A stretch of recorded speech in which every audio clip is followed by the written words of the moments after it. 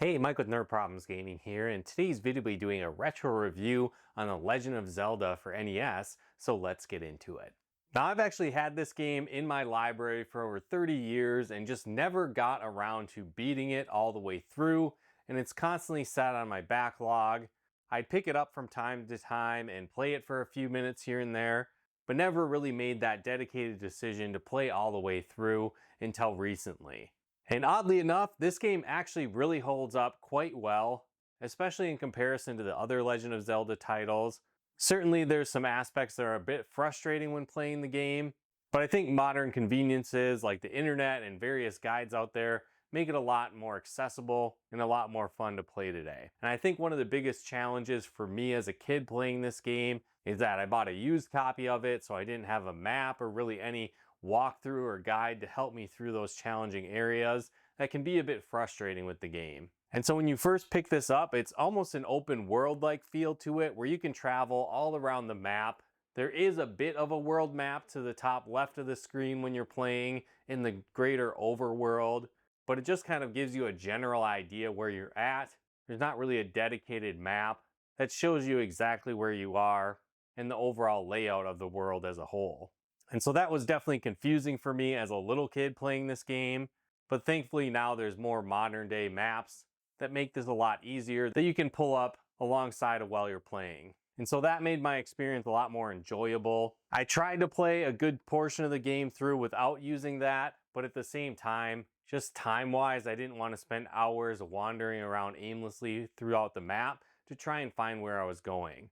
And so there's definitely plenty of maps online today that have a greater overview of the map that give you a better idea on where the various dungeons are, in what order you want to go through them in. I know when I was playing early on, I went basically from dungeon 2 or 3 and ended up finding dungeon 8 and immediately died as soon as I entered. So at that point, I busted out that map to start going to the other dungeons in more of a logical order to have an easier time with the game. Now, one thing that really stood out to me is I was incredibly impressed with the scope of the game and the overall size of what you could do. There's 9 dungeons to explore, and there's a massive amount of secrets all around the map. And so, for example, there's a bunch of different shops that you can find that will sell items at various prices.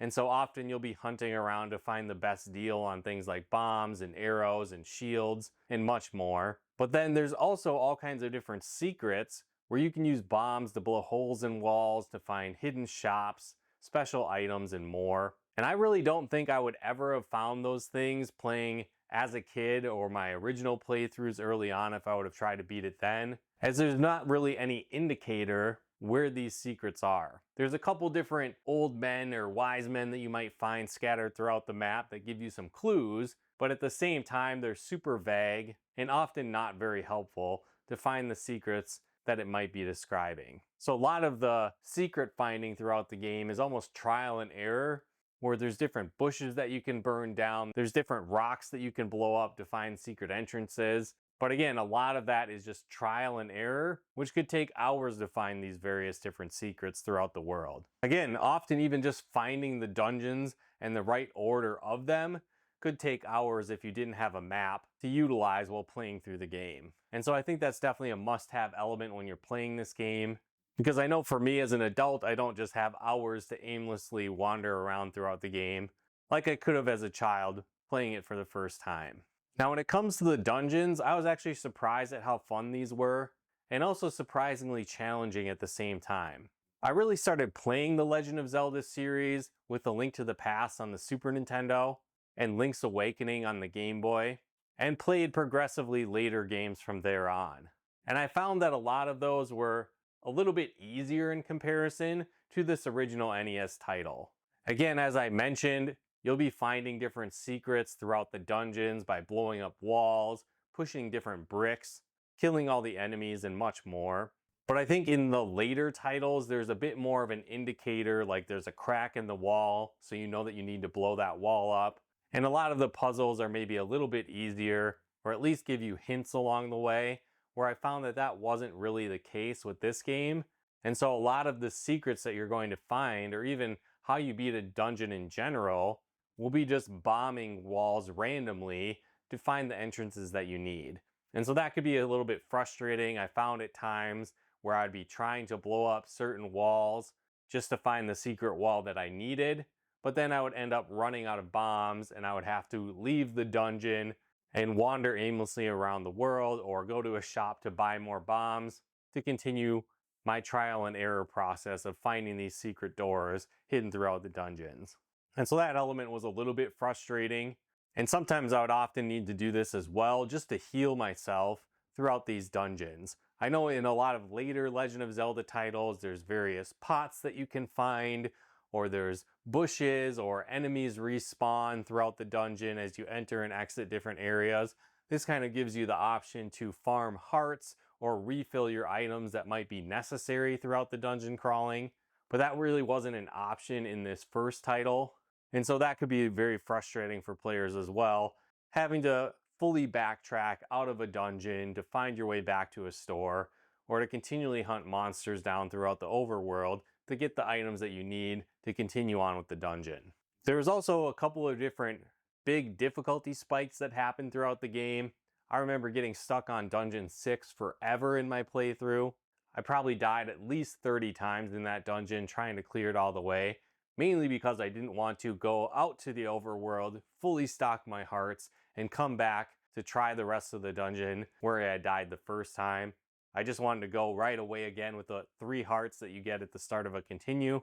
So again, maybe that was partially my own fault for doing that, but there was a couple points in the game that spiked up significantly with difficulty if you weren't fully prepared going into the dungeon. Another slight negative was the fact that a lot of the boss fights in the dungeons were incredibly easy. A lot of them would be killed with one hit, and others could be killed quite quickly in comparison to some of the general enemies you might encounter throughout the dungeon. And so that was a little bit disappointing. It seemed like more of the difficulty was actually getting to the boss intact while clearing out the enemies from the rest of the dungeon, rather than taking out the boss themselves. So certainly not a deal breaker, but a little bit of a letdown in that sense. There's also some different upgrades that you can find along the way for upgrading your sword and finding different rings that act as kind of an outfit change for your character but add to your defense. And so I thought that was really cool. The downside, I guess I would say, is that when it's coming to upgrading the swords, they basically give you a cryptic message like you need to master the first sword before you can get to the next one. And so that didn't really make any sense, but it's really based on the number of heart containers that you have currently for your character, whether you can acquire this upgraded sword or not. And so that was a little bit unclear, and I definitely had to look that up on my playthrough as well. The game also features many of the classic music tracks from the series.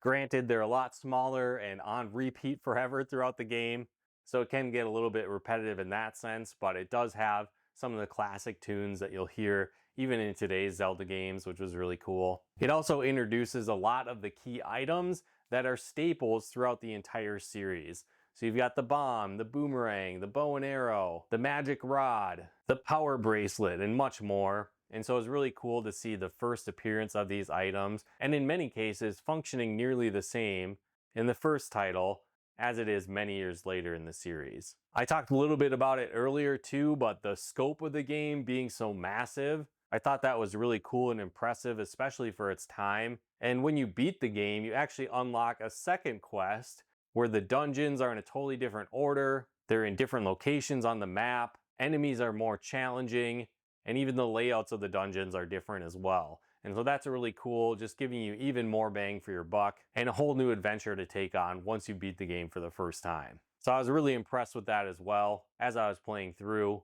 getting a whole new adventure on top of the first game after beating it for the first time. So I think I would definitely rate this game a little bit different playing it today compared to playing it during its time when it first came out. I think if I was ranking them, this would be in more of an S tier category for when the game actually came out. I don't think there was really many games like this at its time. It was super revolutionary, and the overall scope of the game was really extensive and a lot to it at the time. But I think comparing it to some modern Zelda titles, there's certainly some frustrating aspects as I'm going back and playing this game. But it still is a lot of fun. It's more challenging, I think, than some of the modern day Zelda titles. I think they've gotten a little bit easier in today's age. And so I definitely appreciated going back and actually having a challenge with some of these dungeons and enemies that I don't necessarily see in today's Zelda's games. I think today's games really focus more on duality, where there's usually some kind of gimmick or mechanic that is opposite of each other.